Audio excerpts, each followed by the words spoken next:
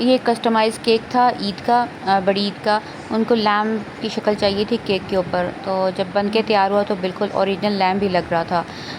Starting again उसकी वही था, उनको चॉकलेट फज फ्लेवर चाहिए था और 2 पाउंड का ये केक था और मैंने इसको 7 इंच के टिन में बेक किया था 2 पाउंड के लिए। और थोड़ा-सा क्योंकि इतना हाइटेड उनको नहीं चाहिए था और सेंटर में उनको जो है कैरेमल सॉस चाहिए थी, बीच में मैंने कैरेमल सॉस ऐड कर दी थी।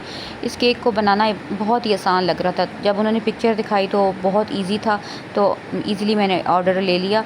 तो जब बनाने बैठी तो तब भी मुझे यही था कि बस जस्ट हमने अगेन वही सोकिंग, क्रीमिंग सब कुछ करके तो जो है केक बहुत ईज़िली आधे पौने घंटे में बन जाएगा केक हमारा, क्योंकि इसमें क्रम कोट करके भी हमने फ्रिज में नहीं रखना था।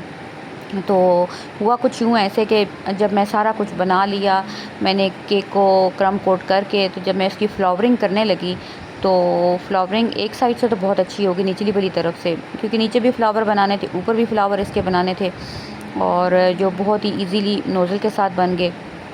यहाँ पे मैंने 1E नोज़ल यहाँ पे यूज़ की थी इस केक को कंप्लीट करने के लिए। तो जब मैंने नीचे वाले फ्लावर बना लिए, तो जब मैं ऊपर बनाने लगी तो मुझे ज़हन में आया कि जो साइड मैंने नीट की हुई है उसके ऊपर सारे के सारे मैंने फ्लावर बना दिए हैं। तो फिर अगेन ये हुआ कि मुझे वो सारे की सारी ऊपर से क्रीम उतारनी पड़ी और फिर दोबारा वहाँ पे जाके दोबारा फ्लावरिंग करनी पड़ी।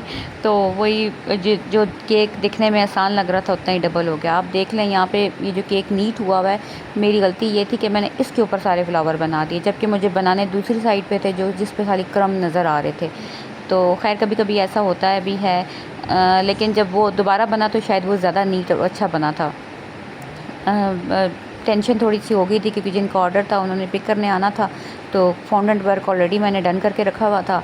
तो मुझे यही था कि बस जस्ट फ्लावरिंग करनी है और फॉन्डेंट इसके ऊपर ऐड करना है। जो हमने इसके कान बनाए हुए थे, आंखें बनाई हुई थी, नोज़ बनाया हुआ था, तो चलो जी बस उसको लगा के तो पिक करना है।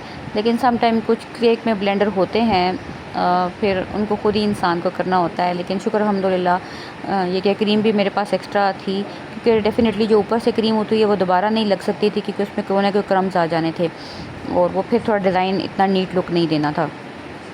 तो फिर मैंने दोबारा इसका सारा का सारा किया प्रोसेस और फिर जब केक बना तो फिर थोड़ी सेटिस्फेक्शन हो गई थी कि अच्छा बन गया, नीट बना है और जैसा कस्टमर को चाहिए था वैसा ही बना है। सम टाइम ऐसा हो जाता है तो इतना पैनिक करने की ज़रूरत नहीं होती, कुछ डिज़ाइन गलत बन भी जाते हैं। तो ये है कि आप उसको अगर तो आपने इसको केक को फ्रिज में ना रखा हो तो फिर इजीली क्रीम ना ऊपर स्पैचुला के साथ रिमूव हो जाती है। अगर तो आपने बनने क्रीम फ्रिज में रखने के बाद अगर आप उसको करेंगे तो फिर वो नीट नहीं होता, क्योंकि फ्रिज में रखने से क्रीम थोड़ी हार्ड हो जाती है। तो बताइएगा आपको मेरा ये लैम्प कैसे लगा। यहाँ इस पिक्चर में मेरे हाल में यहाँ पे कान नहीं अटैच किए थे, भूल गई थी। फिर मुझे याद आया कान तो हमने लगाए ही नहीं, तो फिर हमने जिसके कान लगाए और फिर इसको बॉक्स में पैक किया और आगे ऑर्डर हमने डिलीवर कर दिया।